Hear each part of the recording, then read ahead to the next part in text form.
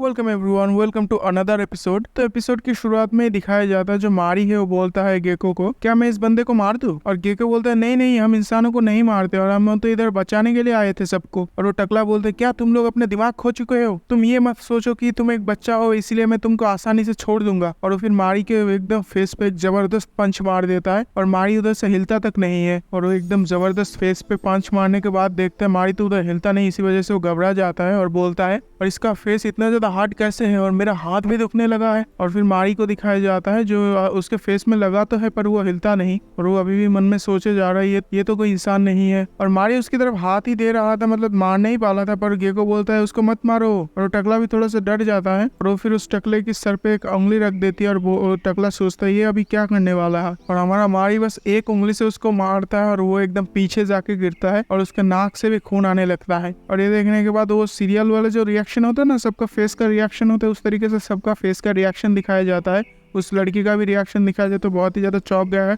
और वो छोटे बच्चे के भी रिएक्शन दिखाया जाता है, वो भी बहुत ही ज्यादा चौंक गया है। और गेको भी बहुत ही ज्यादा घबरा जाता है, बोलता है मुझे नहीं लगता ये जिंदा होगा और मैं ऊपर वाले से एक ही दुआ मांगूंगा ये मर ना जाए बस। अरे भाई ये गेको कितना अच्छा है यार, इतना क्यों चिंता कर रहा है? अभी तो उसने तुझे पीटा था अच्छे तरीके से। और ये सुनने के बाद एक गार्ड आ जाता है अंदर और वो गार्ड आके बोलता है क्या हो रहा है अंदर। और वो गार्ड फिर उस टकले के पास पहुंच जाता है और बोलता है तुम फिर से। और वो गार्ड बोलता है मैंने तुमको कितनी बार बोला है टकले, तुम हमेशा परेशानी करी करते हो मेरे लिए, आज तो मैं तंग आ गया हूँ तुम्हारी वजह से। और वो टकला बोलता है नहीं मैंने नहीं किया, इस बच्चे ने मुझे पीटा था। और वो ज़ॉम्बीज़ बोलता है क्या मेरे साथ मजाक करते हो? तो मुझे लगता है आज तुम्हें कोई स्पेशल ट्रीटमेंट की जरूरत है। और उसको लेके बाहर लेके चला जाता है और वो अभी भी टकला बोल रहा है ये मैं नहीं था। और गेको बोलता है शुक्र है हमें कोई परेशानी नहीं हुई। और गेको मारी को बोलता है बुरा फील मत करो उसके लिए, उसका ही गलती था सब कुछ। और मारी बोलता है क्या बुरा फील मैं क्यों करूंगा उसके लिए। और फिर वो छोटा बच्ची को भी दिखाया जाता है और उस लड़की को भी दिखाया जाता है जो टकला पीट रहा था उन दोनों को, मतलब उस बड़े लड़की को पीट रहा था, बच्चा तो बैठा था उधर।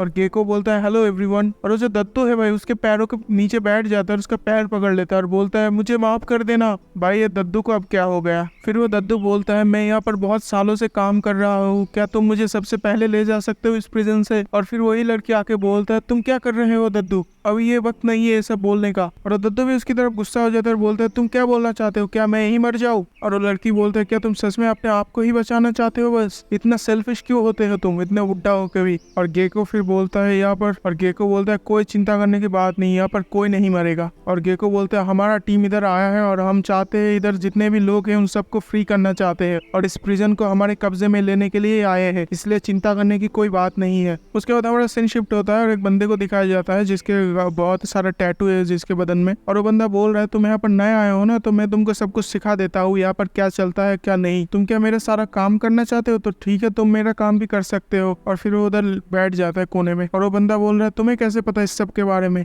तो यहाँ पर जो काम होता है उसी के हिसाब से पैसे मिलते हैं और उसी पैसे से सब खाना खरीदते हैं। अगर तुम काम करके पैसा नहीं कमाओगे तो तुमको खाना नहीं मिलेगा। और वो बंदा उधर ही नाचने लगता है और कैप्टन इधर सोचता है अपने मन में, और कैप्टन अपने ही मन में सोचता है मुझे शायद जेनी को ढूंढना चाहिए। और कैप्टन अपने ही मन में सोचता है मुझे सबसे पहले जेनी को ढूंढना पड़ेगा, उसके बाद ही मेरा बाकी प्लान आगे बढ़ेगा। और माइक से आवाज आता है, बोलता है काम का वक्त आ चुका है। और उसके बाद सब लोग को बाहर दिखाया जाता है जो गेको है और बड़ा सा लकड़ी को उठा के ले जा रहा है कहीं पर। उसके बाद मारी को दिखाया जाता है जो एक सिलाई मशीन के सामने बैठा हुआ है और एक बंदा जो है उसको बता रहा है इस तरीके से सिलाई मशीन में काम करना पड़ेगा। और बोलता है तुम क्या कर पाओगे इसको? और मारी बोलता है हाँ ठीक है। और वो जो अपने हाथ ही डाल देते सिलाई मशीन के अंदर, उसके हाथ से बहुत ज्यादा खून निकालने लगता है। और ये देख के तो बंदा भी चौंक गया है और वो बोलता है तुम जाके बैठ जाओ मैं कर देता हूँ। और वो बंदा बोलता है अब देख के सीखो। और वो मारी उधर ही साइड में बैठा हुआ बेंच के ऊपर और उसके हाथ से खून भी गिर रहा है। और वो फिर वही बच्ची आती है उधर और बोलती है क्या तुम्हें चोट लगी है क्या? मैं तुम्हारे हाथ में बैंडेज लगा देता हूँ। और उसके हाथ में बहुत सारा बैंडेज लगा देती है। और मारी बोलता है मुझे इस सब की जरूरत नहीं है।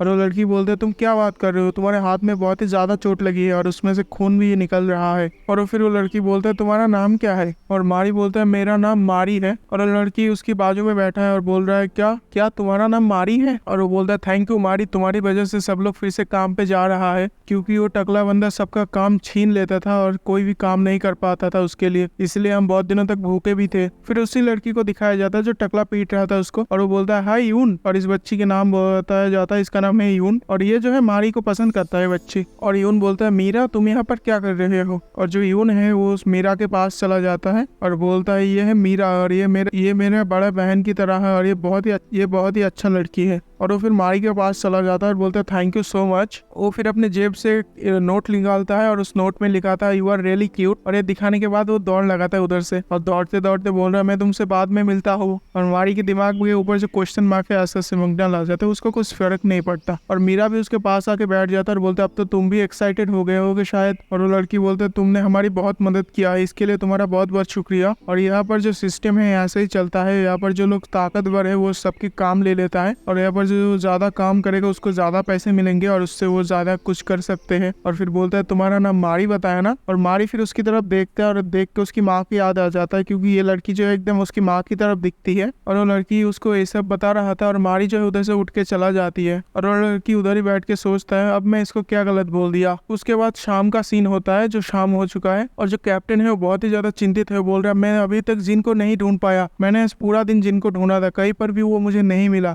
और कैप्टन जो है बहुत ही ज्यादा घबरा जाते, बोलते क्या वो सच में मर चुका है। और माइक से आवाज आता है, बोलते तुम लोगों का खाने का टाइम आ चुका है। और कैप्टन बोलता है ये आवाज तो जाना पहचाना है। और फिर एक लड़की को दिखाया जाता है जो माइक में यही सब बोल रहा था। तो गाइस ये वाला एपिसोड यही पर खत्म होता है। अगर आप लोगों को ये वाला एपिसोड पसंद है तो चैनल को सब्सक्राइब कर दो। Thanks for watching, thanks for subscribe, bye.